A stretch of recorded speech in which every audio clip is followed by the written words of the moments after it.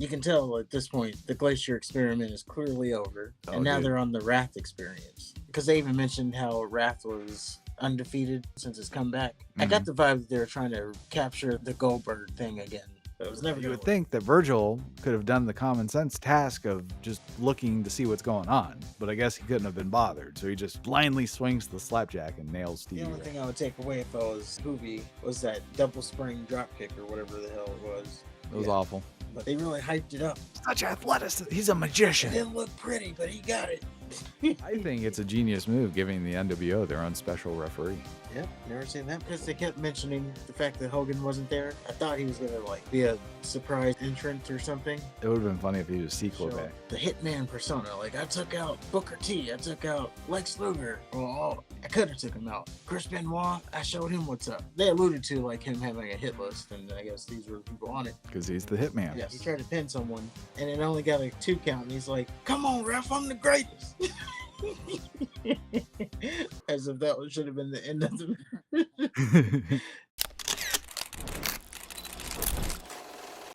WCW World War III 1998.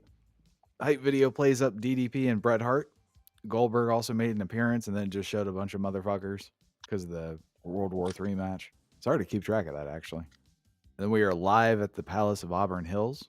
A white limo pulls up in the arena, and it's Goldberg. I guess he's going to be present while the World War III match happens. And it's weird that Goldberg isn't actually wrestling. I don't think he was present either. No, he was present. He helped Rick Steiner. Okay, I guess I thought you meant he was going to be sitting ringside or something. He came out to brawl with Bam Bam. That's it. I guess in the context of the pay-per-view, it didn't make any sense, but I'm sure there was a story there. So Mike Tenay, Tony Schiavone, and Bobby the Brain Heenan are on commentary. Tenay and Heenan are back in their proper seats. Because remember, they switched last pay. Well, you don't, because you didn't pay attention. But they switched last pay-per-view and didn't say a goddamn word about it. But they fixed it. Schiavone gets right to the 60-man World War III match. Then lets us know that Hulk Hogan isn't here. And he finds it very weird, since Hulk Hogan's life force is tied to the title that Goldberg has.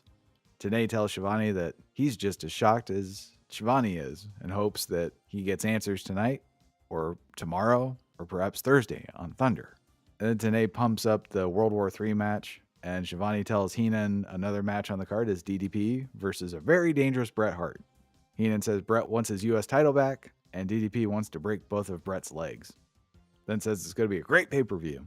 And then they cut to Mean Gene. Gene talks about the World War III match, says the big men are favored to win, but Gene personally believes that a little guy can win tonight with some high maneuvers and so forth.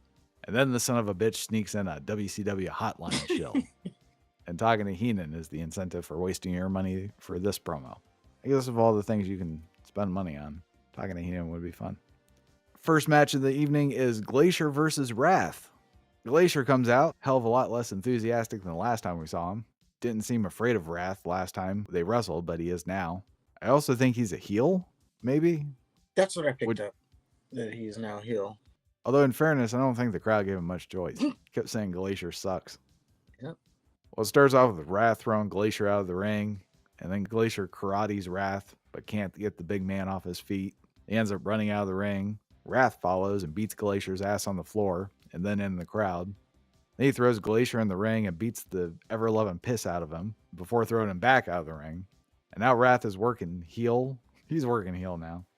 He's choking Glacier. He's using the ropes for leverage on pin attempts. And after throwing Glacier out of the ring another time, he starts strangling him with the camera cables. And the ref counted to 5 and then stopped. Got out of the ring and pulled Wrath off of Glacier. Wrath gets Glacier in the ring again and strangles him in the corner with the camera cables. And he just beats Glacier's ass some more. And then he misses a stinger splash, giving Glacier an opening. So he hits Wrath with a cryonic kick, finally knocking him off his feet. So he tries to go for a submission hold, the ice pick. And Wrath just grabs Glacier's hand and hits the meltdown 1, 2, 3. And the face that Glacier made me laugh. He was like, "Oh no, I don't have 2 arms." What was the ice pick? Was it just a Samoan spike? Yeah, I think that's what it was. Because it definitely looked like it. Something to that effect. But yeah, you can tell at this point the Glacier experiment is clearly over. And now they're on the Wrath experience. which is really interesting because, yeah, they're old enemies and it's like they never wrestled before. Yeah, he was with that James, whatever. James Mitchell. Yeah, and whatever dungeon thing that was. The oddities. But yeah, I mean, it's clear they're trying to, because they even mentioned how Wrath was undefeated at this point since his comeback. I got the vibe that they were trying to like capture the Goldberg thing again, but it was never gonna work. Yeah, Goldberg is a different animal. Yeah, like he really came out of nowhere with all that. It helps that he's a real athlete too. Yeah. After the match, Wrath refused to let the ref raise his arm, and then commentary excused Wrath's heelish behavior as him just having a mean streak. He's a tough dude. Either way, good match, sort of. Just a Glacier beatdown. Yeah, I was more taken aback by the whole Glacier experience. Like, right. Man, this guy really fell flat. Well, then we get a Bret Hart vignette. Says he has a lot to prove and he's not afraid of anyone. He says, look at Booker T. I almost crippled him. You know why? Because I don't like him. Lex Luger, he's just a big muscular idiot. Muscles don't make you a great wrestler. It's technique. He's lucky to even be walking right now because I could have ended his career, but I didn't. I showed him mercy, and I don't like to show mercy anymore. And then there's Chris Benoit. I took him under my wing in Canada, and he wouldn't be where he is today without my family. Did he show me any respect? No. Chris Benoit's only out for himself and forgot his Canadian heritage and that we were like brothers. So then I ripped Benoit's elbow out. And that's just a warning. Next time I'll throw his legs into the crowd. And then there's that punk Dallas Page. He had the nerve to face me for my title unprepared. And he calls himself the People's Champion. He doesn't even know what that is. I don't get how they love Dallas Page. He's got tattoos and earrings. To me, that's a sign of a real punk. I take pride in the fact that I tried to end his career. Now that Dallas Page is the U.S. champion, I'm looking for a chance to rip him apart the next chance I have in the ring with him. And then he says Page is scum, and he's the real People's Champion. And if we're lucky, we'll never see Dallas Page wrestle again. And I love that Bret Hart kept calling him Dallas Page. I like this whole promo. Oh, yeah, it was a great promo. Yeah, just showed the Hitman persona. Like, I took out Booker T. I took out Lex Luger. Well, I could have took him out. Chris Benoit, I showed him what's up. They alluded to like him having a hit list, and I guess these were the people on it. Because he's the Hitman. Yes. And I remember through this promo, you told me that people didn't like Bret Hart's run in WCW. Are we watching the same thing? I've been enjoying it so far. Yeah, there's kooky finishes, but that's just with the course of WCW.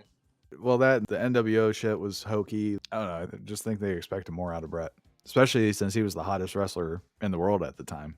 But he's not consistently main eventing pay-per-views. He's not the main story. Well, yeah, that's fair. And he's how many months in, and he's only wrestling for the U.S. title? I don't know. But, I mean, he's put on some great matches. That's because he's Bret Hart. Yeah. The finishes, you can take them out, of course. But I think that was par for the course. Well, up next we have Stevie Ray versus Conan. Stevie Ray comes out with Virgil, which is a significant downgrade from Booker. And Conan comes out and he appears to be super over, and he does his catchphrases and shouts in tongues. The match starts off with Stevie Ray just whooping Conan's ass, and Conan recovers with a forward roll clothesline, gets on offense, does a stretch submission. Stevie Ray fights out, tosses Conan out of the ring so Virgil can get his licks in. It's at this point that they point out that Virgil is blatantly carrying a slapjack. It's kind of funny. Like, he's just carrying that thing. So Conan gets tossed back in the ring. Stevie beats on Conan for a while. Conan has a few hope spots, but gets cut off. And Stevie signals for the Hogan elbow drop, I guess. I don't know what the fuck that was, but he misses. And then Conan hits Stevie Ray with a facebuster. Virgil gets involved and ends up nailing Stevie Ray with the slapjack.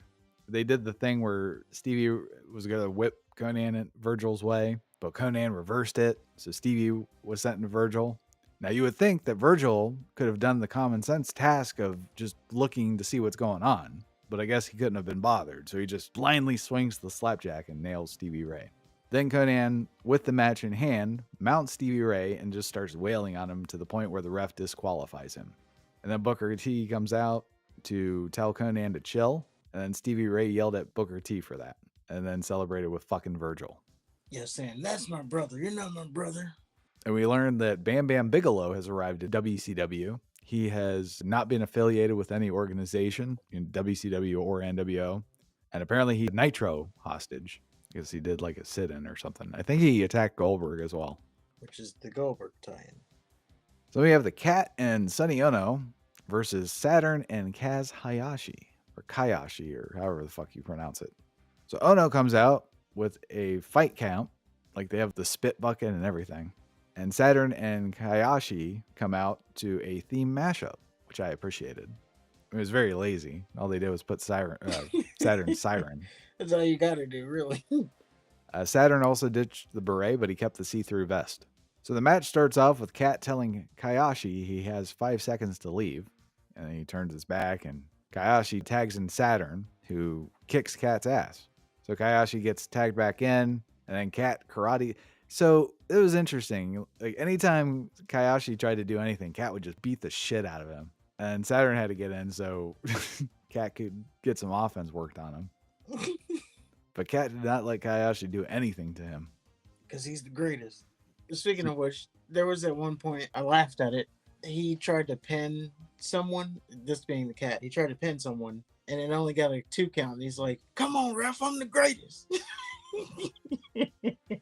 As if that should have been the end of the. Well, Kat tags in Ono so he can give Kayashi kicks to no sell while wearing sunglasses the entire time. And Ono tries to bribe Kayashi out of the ass whooping he's about to get, but he gets slugged. Then Saturn and Kat have a hell of a tussle. Saturn showed he can do karate too, and Kat showed that he can be an ass kicker too. Then he tags in Ono, who wants no part of Saturn. He gives him a little sissy kick and tries to immediately tag Kat back in, who tells Ono to man the fuck up. And Saturn immediately gets Ono in an STF. Kat breaks it up. Kayashi does stuff too. And then Kat and Ono double team Kayashi in the corner because for some reason Kat is immune to his offense. So Ono gets back in, but then so does Saturn. Kat tries to attack Saturn from behind, but he gets caught. And then Saturn beats the shit out of Kat. So Ono tries to sneak up behind Saturn. Kayashi hits the ring, but the ref has a problem with Kayashi being in the ring, not Kat. So he's distracted now. Kat kicks Saturn in the face when he's not looking. Ono makes the cover, 1, 2, 3. And Ono and Kat run away after the match. And Ono remains undefeated. So there's that. I think his match with Alundra Blaze was probably the best. Did he wrestle her? No, he just kicked her. Oh, okay. He kicked her hurt leg or something like that. Yeah, he kicked the shit out of her. We go to the internet location. Oh, she wrestled that Southern guy, Robert Parker. With his little handkerchief and sweating and shit. He did declare all over her ass. Yeah, I was calling Colonel Sanders. So we go to the internet location. Tony the Tiger is talking to Chris Jericho. Apparently, Bobby Duncombe Jr. hogtied Jericho on the last episode of Thunder. And Jericho says that's just propaganda. Duncombe hit him from behind. Jericho says Duncombe better watch himself. And he's the true killer of WCW, along with Ralphus. And Jericho made a stupid face the whole time, too. And then you got Billy Kidman versus Juventud Guerrera for the WCW Cruiserweight title. It looks like Guerrera beat Kidman for the Cruiserweight title. So this is a rematch. And so as Juvi comes out, Gene stops him. And he goes, "Juvi, what is the meaning of this?" And then Juvi reveals what I thought was a cape he was wearing is actually an LWO shirt. And he just bounces all the way to the top of the entrance ramp again. The music changes to something very Latin. And then out comes Eddie Guerrero. He says Juvi's seen the light. And by only sticking to La Raza, can we keep Eric Bischoff from oppressing us and holding us down and getting that raise? So then Rey Mysterio comes out. He's all pissed off because he didn't get a title shot. Eddie says Juvi is La Raza, and it's in the best interest of LWO that Juvi is the Cruiserweight champion. Eddie tells Rey he needs to learn to make sacrifices because the LWO is Rey's family now. And only a couple of months in, there's already dissension in the LWO, by the way. So the match finally starts, and man, is there a lot of back and forth. Like, Kidman's super aggressive. He hits the guillotine leg drop and corner clothesline. And Juvi's just a cunning bastard. Catches Kidman with the head scissors. He guillotines Kidman on the ropes. And then Kidman throws Juvi out of the ring, tosses him into shit ringside. And Juvi recovers, hits Kidman with a Frankensteiner from the apron from the top rope. It's sloppy looking, but it looked cool. It's good sloppy. Like a pussy. So Juvi tosses Kidman back in the ring, starts to wear him down. And he hits a missile dropkick, sends Kidman out of the ring, then does a suicide dive. And he tosses Kidman back in the ring, and then back into one of the other rings. He does a weak-looking double springboard missile dropkick. And then Kidman starts to mount a comeback, but he misses a stinger splash. So Hoovy goes for his 450 splash. Kidman gets to his feet before that, and he meets Hoovy at the top rope. And he head scissors him back into the original ring. So Kidman hits a flying crossbody from the top turnbuckle of the second ring to the original ring. And fans actually started booing because that wasn't the finish. And Kidman gets sent flying over to the third ring, and he gets perched on the top rope. Hoovy does a convoluted Frankensteiner, and then he signals for the Hoovy driver. Kidman counters, but Hoovy counters the counter and hits the Hoovy driver anyway. And after a long-ass time, he attempts the 450 splash. Kidman moves out of the way, but Hoovy lands on his feet and tries to win with a raised roll-up Frankensteiner. Then Hoovy just starts slapping the referee, and the ref takes it. What the fuck is that? So Hoovy tries to powerbomb Kidman. It's turned into a facebuster. Kidman hits a modified German suplex, goes for the shooting star press. Hoovy gets to his feet and crotches Kidman. Then he goes for his 100th Frankensteiner, but Ray appears out of nowhere. He holds on to Kidman, so Hoovy just flops on his ass. And Kidman finishes him off with a shooting star press 1, 2, 3. And then Ray came out to celebrate with Kidman. Eddie comes out and kicks Kidman's ass. Like, see ya, champ. And then 100 LWOites swarm the ring and get in Ray's face. Eddie keeps them all at bay. It's like, don't tear his head off yet. He asks Ray, are you in or are you out? Give me your answer now. Ray throws the LWO shirt back at Eddie's face, and the LWO chase Ray to the back. Dissension in what seemingly just started. It's a good match. A lot of false finishes, though. A little bit too much. Like, oh, okay now. Yeah, and they did keep hyping it up. When these two get in the ring, it's magic. So I kind of saw what they were expecting of them was to deliver something, and they did. So the only thing I would take away if I was Hoovy was that double spring drop kick or whatever the hell it was. Yeah, it was awful. But they really hyped it up. Oh, I've never seen that before. Such athleticism. He's a magician. It didn't look pretty, but he got it. Like, he nailed it. Well, then they show a clip of Monday Nitro. Nash and Hall are in the ring.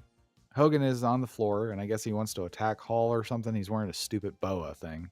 And then Nash says, I'll see you Sunday. And then Shivani confirms that Nash and Hall will collide tonight.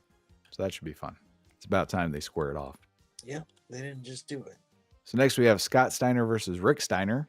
It's a special grudge match. After Halloween Havoc, all of the WCW wrestlers refuse to ever officiate Scott Steiner's match. So he brings out his own referee, who's just as douchey as Bagwell. You know, for the longest time, I thought it was Buff Bagwell. I was so confused. Yeah, I'm right? like, how does he look just like him? What the hell am I looking at? I think it's a genius move giving the NWO their own special referee. Yep, never seen that before. So Rick's music starts playing. Then the commentary team says something's happening in the back. So it cuts to the back. Giant, Stevie Ray, Scott Norton, Virgil, and Brian Adams are all beating the fuck out of Rick. Then Giant drags Rick to the ring, and then Bagwell and Scott Steiner begin to put the boots to Rick. Rick briefly tries to fight back, but Scott nails him in the balls. And Scott puts Rick in the Steiner recliner. And Goldberg comes out. He gets in Scott's face. Scott just gives Goldberg the finger, so he gets speared. And Goldberg goes for a jackhammer, but Bagwell hits him with a chair. Of course, Goldberg no-sold it.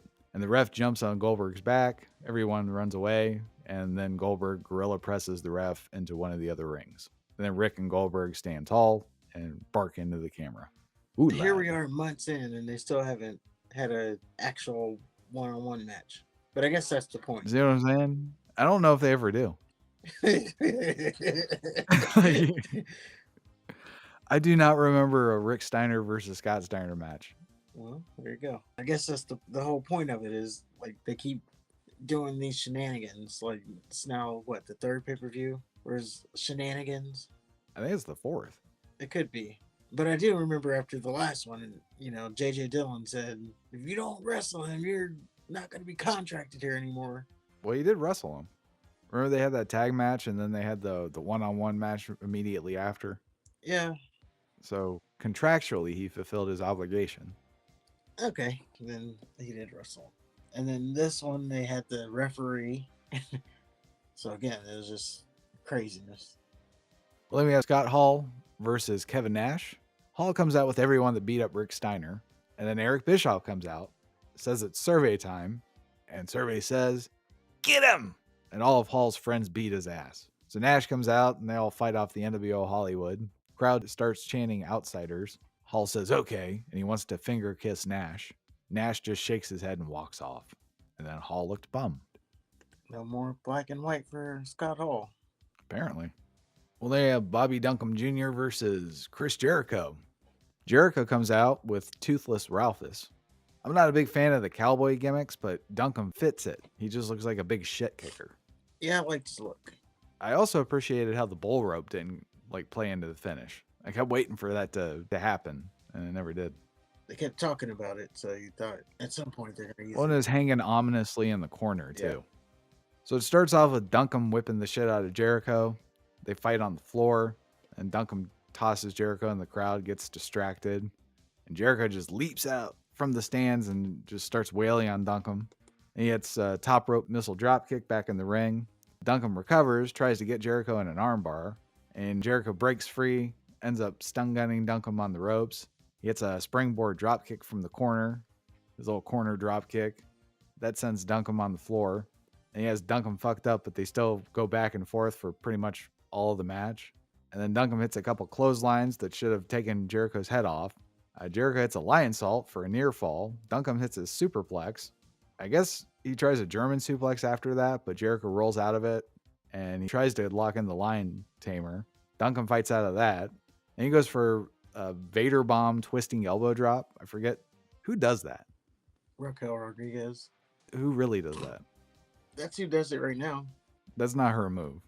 Yeah, I don't know where she got it. Okay. Well, Duncum then tries to slam Jericho. Ralphus grabs his leg, and then Duncum drops Jericho and goes after Ralphus. And then Jericho clocks Duncum with the Cruiserweight title 1, 2, 3. Yeah, I really liked the presentation of Duncum. I did too. I like me a good cowboy when they're not hokey. Yeah.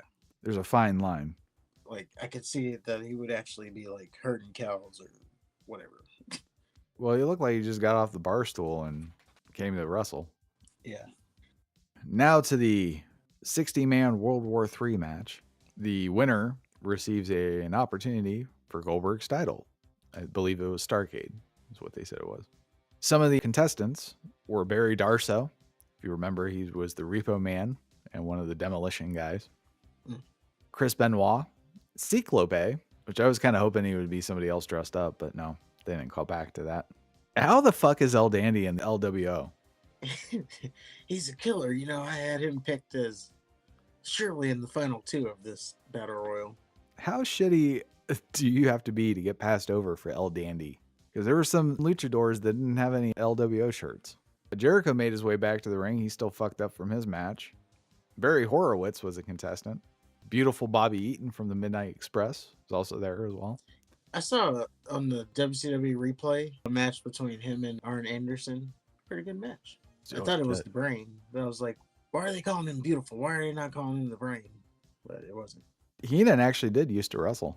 I know. That's what I thought I was watching, but it was this guy. I liked the match still, but I just thought I was watching someone else. No, Bobby Eaton is a legendary tag team wrestler. Good for him. And Arn Anderson, of course, is Arn Anderson. So, yeah, I bet this was a fantastic match. That makes me want to go watch it. We didn't get to see enough of Arn Anderson. We did not. He was at the end of his career when we started. Yeah. Glacier fucking came out last. Like a goof. Lots of new faces, though. I think one of the Chronic guys was there. Yeah, they were really showing the depth of their roster, as there was a lot of people I didn't even know. Well, Norman Smiley was the first one eliminated, which I thought was funny. Kevin Nash tossed out 7 guys in less than 20 seconds. Scott Hall eliminated Psychosis with a follow-away slam. It didn't look like anyone was there to catch him, so that had to have sucked. At one point, Nash is just standing alone in the ring, watching the other guys brawl. A Giant just stands for pretty much the whole match, and then he just all of a sudden goes on an elimination spree. Then everyone gangs up on Giant, but they're all jobbers, so Giant fights them all off. And then everyone else, they go back to fighting, and then Giant goes back to standing in the corner again and does nothing. It's really weird. And then everyone consolidates in the one ring when there's 20 men left. So everyone gets in the ring, and it's the NWO black and white, They stand on one side of the ring. The NWO Red and Black stand on the other side of the ring. And then they watch the jobbers beat the hell out of each other for sport. After the NWO guys get bored, they start eliminating the jobbers anyway. Hall and Nash double team Giant. Crowd loved that. And then Bam Bam Bigelow came out, tries to get in the match, but no one lets him. That's a great way to show off a new dastardly heel, letting the entire roster punk him. Yeah, but to his defense, there was a lot of people there, so it wasn't just a one-on-one affair. True, but it's like you got bullied by the whole roster. So yeah, nobody lets him get in the match. Security starts to drag Bam Bam away, and Goldberg comes out, and he brawls with Bam Bam, and then they're just pulled apart and they leave. And this is our second time seeing Goldberg in the night. Yes. Then Nash gets everyone to help him eliminate Giant, acting like he didn't powerbomb the motherfucker twice. It gets down to Nash, Luger, and Hall. Nash and Luger have a silent understanding, then they get in opposite corners. So all three men start fighting. Luger goes for a torture rack like a dumbass, and then Nash just comes up from behind both of them and dumps Hall and Luger. So Nash is going to Starrcade, and he will face Goldberg. And they made it sound like the streak is in jeopardy. Yeah, I'm definitely scared, because we do know it's Nash that ends the streak. It is Nash that ends the streak, yeah. So, it'll be interesting. I thought it was an overall good match, though. I enjoyed it more than I thought, seeing as I didn't know half the people in the match. But I liked the little touch where they had Kevin Nash just eliminate everybody in his ring. A little bit awkward that he just had to stay there for a long time. Yeah, like at least sit down or something. And then there was a funny moment during the whole thing where Scott Steiner, he has someone in a crucifix hold. I forgot who exactly it was. And he's yelling at the Giant so he can stomp this guy that he's just holding. And Giant just won't do it. I guess he's just not hearing him. But he keeps yelling at him, Finally, he sees it, and then he goes to stomp the person. And then immediately Dean Malenko comes in for the save. So maybe it was Crispin while he was holding. I don't know. But I thought it was just funny that he was like yelling at him, and he just wouldn't do it. Oh, yeah. Dean Malenko is a horseman now. Officially, the Horsemen are back, baby. Yeah, Dean Malenko and Chris Benoit are part of this new Horsemen, because they kept mentioning the fact that Hogan wasn't there. I thought he was gonna like be a surprise entrant or something. It would have been funny if he was Cyclope. Yeah, especially when you probably caught this too, but they consolidate into the one ring. Before the actual match start, as they're consolidating, we see outside that Saturn and Ernest Miller are fighting. And the counter goes, oh, by the way, they had a new addition this year, was a little counter telling you how many people were left. So the counter goes from 20 to 18, as in they're eliminated. But it was during the consolidation, and they re-rang the bell. So really, they weren't eliminated, but they were. But I thought that was the opening to bring out Hogan, because, right, they left and it just didn't count. But they did it, so. No, there's actually no shenanigans. Yeah. Well, finally, we have Bret Hart versus DDP. It's for the U.S. title. The match starts off with DDP getting in the ring and then hitting Bret with a crossbody ringside. And then they just brawl on the floor. Page beats Bret from one ring to another. And then Bret guillotines DDP on the ropes and then hits a DDT. DDP catches Hart with a swinging neckbreaker. Then Hart's forced to bail to the floor to avoid a diamond cutter. And DDP tries to baseball slide Hart, but Hart was ready. And he slams Page into steel steps before getting back in the ring. Hits a Russian leg sweep, goes for the tombstone. And Page counters it and hits his own tombstone. And somehow Bret takes back control after getting tombstone and starts kicking DDP's ass. Page catches Bret with a belly-to-belly suplex, starts fighting back on Bret. Bret tries to use Nux again, just like he did last pay-per-view. But just like last pay-per-view, he can't hold on to him. DDP ends up knocking Bret on his ass and getting Bret in a sharpshooter. While Bret is in the sharpshooter, ref sees the Nux and just puts him in his pocket. And Bret fights out. Page starts working him over in the corner. And Bret either kicks DDP in the balls or in the gut and then starts softening him up for the sharpshooter. And Hart drags Page to the corner, wraps DDP's legs around the steel post before locking in the ring post figure four. And Hart's just fucking up Page's leg after that. He applies a actual figure four in the middle of the ring. And then Hart gets caught using the ropes for leverage, so he has to break the hold. He goes back to destroying DDP's leg.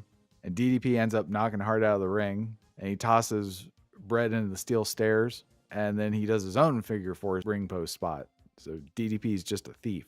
And Page gets a chair in the ring. He has Brett backed in the corner. Ref grabs the chair before DDP can use it. So they start fighting over the chair, and then Brett just shoves Page into the ref. So the ref's out. Brett's crawling, digging into the ref's pocket to get his knucks. Behind that, DDP and the NWO referee are just playing tug of war with the chair. And then Brett does this thing where he rolls over, acts like he's unconscious again, but then he just gets back up anyway and then slugs Page.